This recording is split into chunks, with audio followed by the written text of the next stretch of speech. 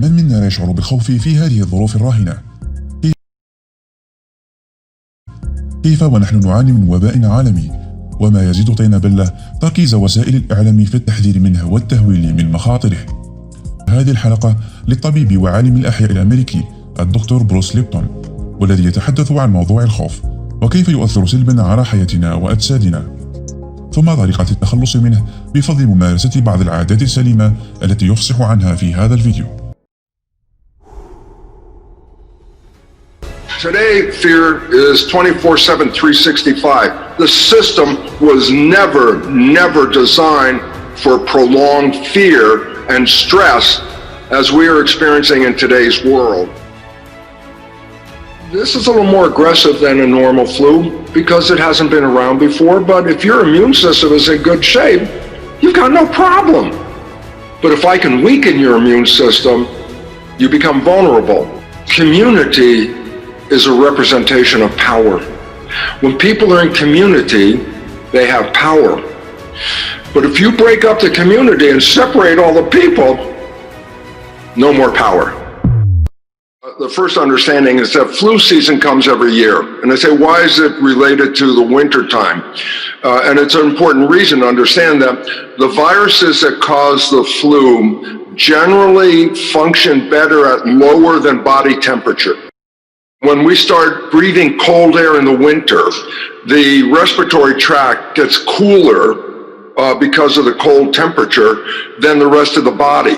Well, this makes these cells in the respiratory system pretty prime for a viral infection, especially that works at lower temperatures. So flu seasons come when winter shows up, and then when winter goes away, the flu season disappears because it's not the best environment. Every year we have flu season. It's every year. I say, so what's so different about this year? And I say, the virus hasn't been around for years and years. It's relatively newly introduced into the human population. So most humans do not have an immunological memory to help alleviate the symptoms of the flu. So this year the flu is a little more aggressive than previous years, only because most of us have not had an experience with this virus in the past. That's the nature of the game. Well, then here comes the problem. There are two protection systems. The immune system protects me on the inside. The adrenal system, which is called fight or flight, protects me from threats on the outside.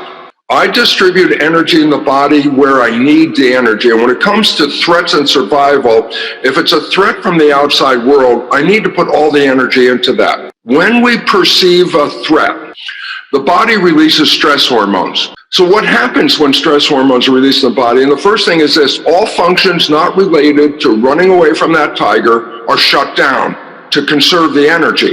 When you're in fear, you shut down the growth and maintenance of the body. We have to maintain our physiology and our health. You know, it's not that difficult. The number one thing is this: first of all, eat food that is good for you, not industrial farm, but organic, natural, healthy food. Industrial farm food is loaded with chemicals that influence our system in a very negative way. Taking care of your nutrition, number one, is important because we nourish our cells. And if you shorten the supply of nourishment, of course you're going to be open to sickness. Number two, take advantage of vitamins and supplements and things to support us because our food isn't that great, especially vitamin C. When we support ourselves that way, we strengthen the immune system. And then third thing, watch what you're thinking.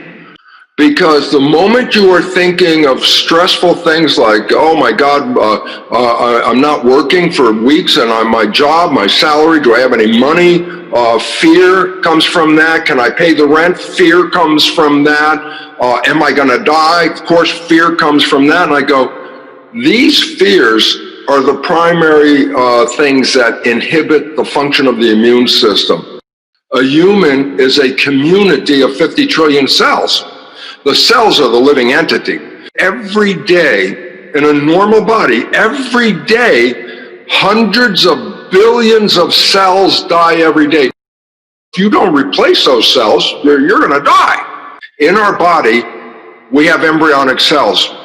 They're the same embryonic cells we had when we were in the womb. It replaces the cells that die every day. Whatever picture you hold in your mind, the brain translates that picture into chemistry that complements that picture and puts that chemistry in the blood, and the body responds to the picture in your mind. When you're in love, the brain releases love chemistry, which is like dopamine, pleasure. That's why falling in love, oh, it's so great, it's pleasure. It also releases oxytocin, which bonds you to the source of your love.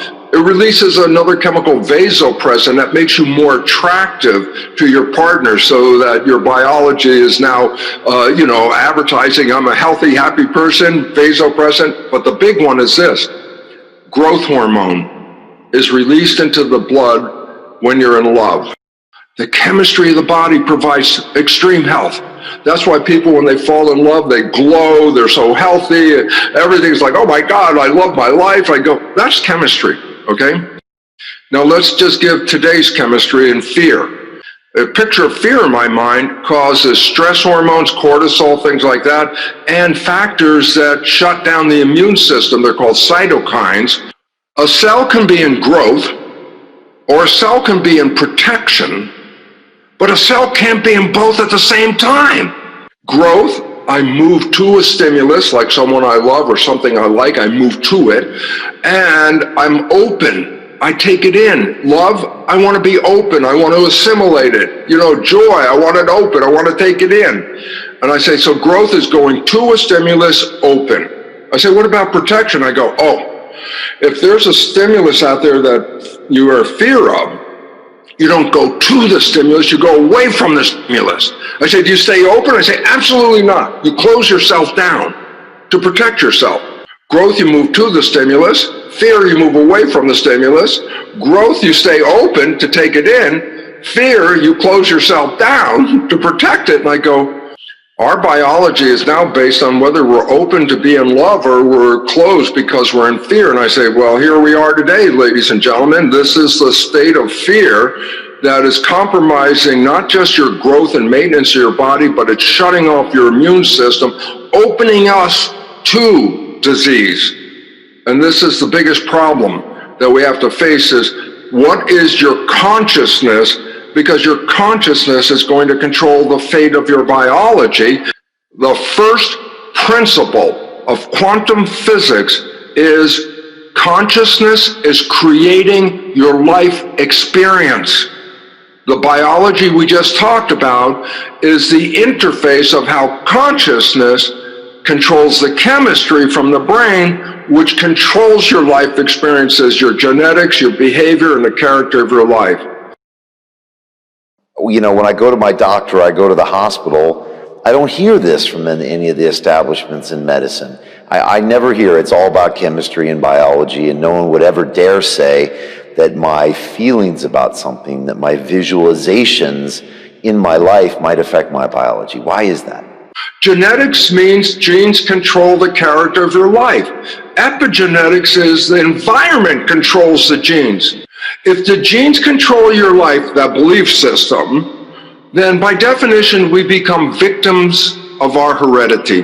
Epigenetics say, no, this is completely false. The environment and our consciousness is controlling this. And I say, why is it relevant? Well, if you want to change your biology, then change your consciousness. You don't have to change your genes.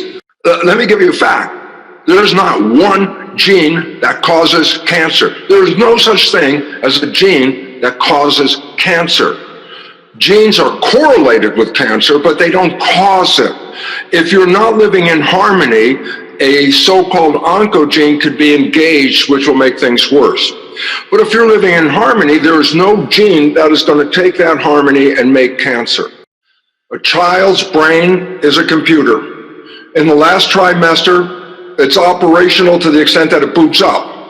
But I say you cannot use that computer until you put programs in it. From the last trimester of pregnancy through age 7, the brain is not operating at the higher vibration of consciousness. The brain is operating lower than consciousness. It's a vibration called theta. The brain is in a state of hypnosis through age 7. Whatever the child sees and hears and experiences, it's a download, straight download. That's where the programs come from. And then after age 7, we're engaged with consciousness where we can use those programs. And that is this. So what's the function of the subconscious? Programs. What's the function of the conscious? Creativity. So I say conscious mind is creative. Subconscious mind is habit.